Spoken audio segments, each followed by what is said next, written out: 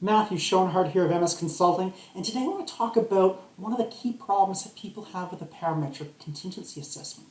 So the other day I was talking with a client and they asked me, the contingency recommendation, can you show me all the numbers and all the questions we put in there that added up to that final number? And it's just like, well, I can't. You see, it's not a final number, it's a distribution, it's a cost curve. And it got me thinking about how deterministic people view the world and how parametric people view the world, and there's a difference.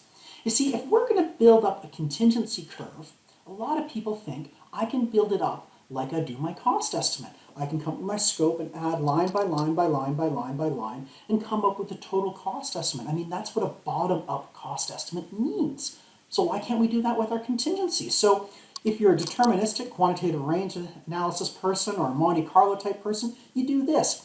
What you do is you start with your quantity ranges. How many units do I need? How many kilometers? How many cubic meters? How many cubic square feet? And I add all those in and I do a range on all of those. And then to that range, I say, well, what is the unit cost change? How much does that vary for each of those things? And I add that into the contingency.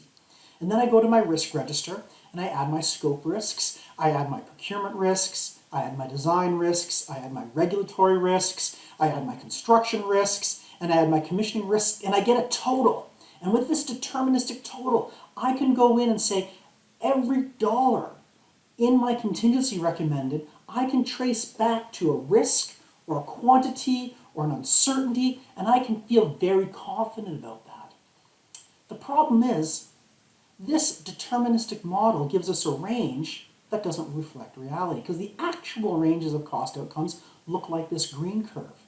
And that means this entire red area are risks we don't know, risks we didn't identify for whatever reason, or risks we couldn't quantify properly, or heuristic biases where we're underestimating cost and schedule ranges. And so that's the deterministic view. So the good news is I can tell you what every dollar in your contingency is for.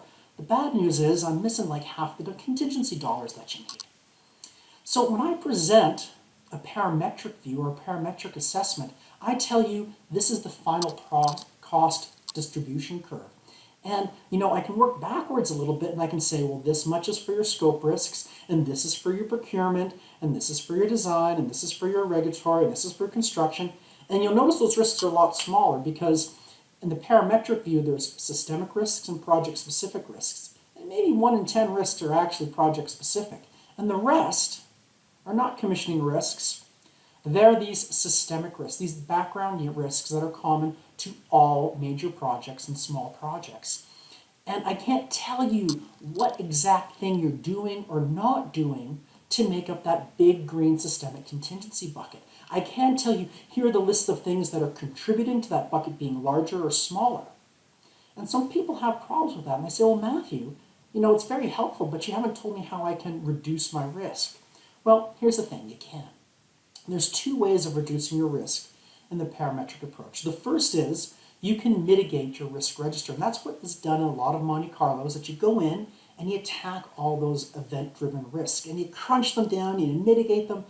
And that has some benefit in the parametric approach, but only 10 to 30% of your risk and contingency is derived from your risk register. The other 70% are the systemic risks. So what do you do with those? Well, you take action on your systemic recommendations. In my report, I'm going to tell you, here are a list of things you should go do to reduce the risk profile of your project.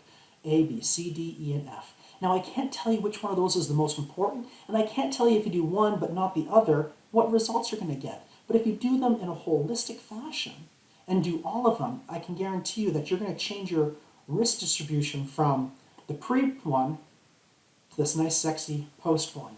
And I've done it time and time again with clients. We can reduce our risk profiles by over half in many cases. It's kind of a complex concept, but that's a view of how deterministic is different than the parametric approach. Hope it helps. Matthew Schoenhardt, MS Consulting.